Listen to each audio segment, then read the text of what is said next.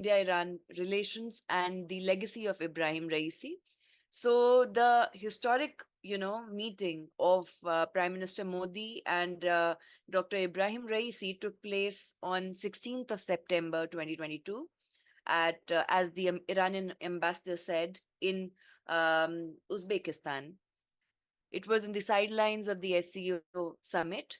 After 9 months, Iran would become the full member of SCO, which was very important strategically because Iran controls all the choke points which are in the Caucasus or the Mediterranean or the Persian Gulf region. Uh, Ibrahim Raisi was important for several reasons. First of all, he was seen as the potential successor for Ayatollah Khamenei. Uh, Secondly, he had the respect or the gravitas from the Iranian Revolutionary Guards Council with the Majlis and the judiciary. He himself was a jurist. So that was something which will be difficult to replace in the times of to come because the Iranian Revolutionary Guards is also not a homogeneous clout as per se. Uh, he began his presidency on 3rd of August 2021. There were several reasons why he had clearly stated that he had strong affinity towards India. The primary one being that his mentor, Ayatollah Khomeini himself, uh, Khomeini's grandfather had migrated from the small village or town in Uttar Pradesh called as Barabanki in the 18th century. So the Indian ties were there. Uh, Raisi was born in the eastern province of Khorasan, which has, historic trade routes with India before the dawn of Islam.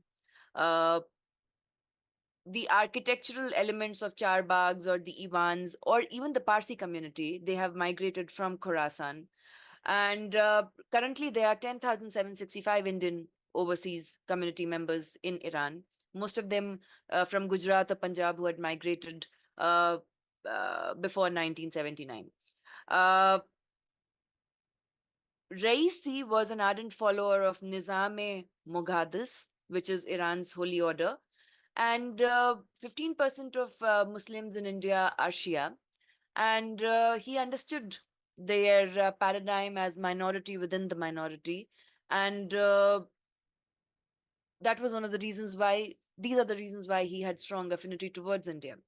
Uh, when Prime Minister Modi visited Iran for the first time in 2016 during the tenure of Rouhani, it was not a very strong paradigm shift that took place because even though 12 agreements were signed at that point of time, the because of land acquisition, strategic delays, and so many other issues, it was not very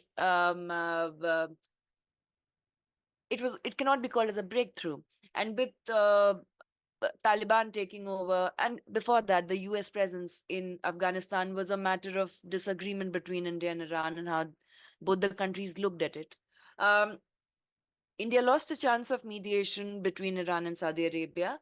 At the same time, when Taliban took over, the strategic interests of both Iran and India started aligning again. Uh, there's a story behind this strategic alliance, which is that our foreign minister, S. Jaishankar, made two very important trips to Iran. The first one on July 6, 2021, when Dr. Raisi was president elect, to meet him. And second, he was the first foreign dignitary to be present in the swearing in ceremony of the Iranian president at that point of time. Iran later was admitted in BRICS on 24th of August 2023, and the official membership started from 1st of January 2024. Iran under Raisi wanted to have rupee real agreement and also to challenge the hegemony of the US dollar. Raisi also started with the 15-day free without visa travel for Indians in Iran. And on 13th of May, the Chabahar deal, which was superseding the 2016 arrangement, was signed again. Uh, Against such strategic breakthroughs that have taken place, We must remember that till 2019, India was importing at least 480,000 barrels of oil from Iran every day. But the fear of the US sanctions was a political albatross around India's neck, which our foreign minister has also accepted.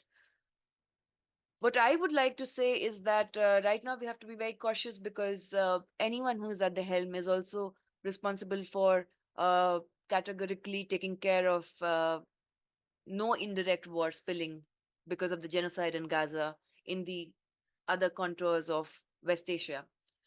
With what I would like to say is what Nehru wrote in his 1946 book of Discovery of India, which was that in a Persian legend, it is mentioned that Iranians and Indians were like two brothers, and they got separated from each other.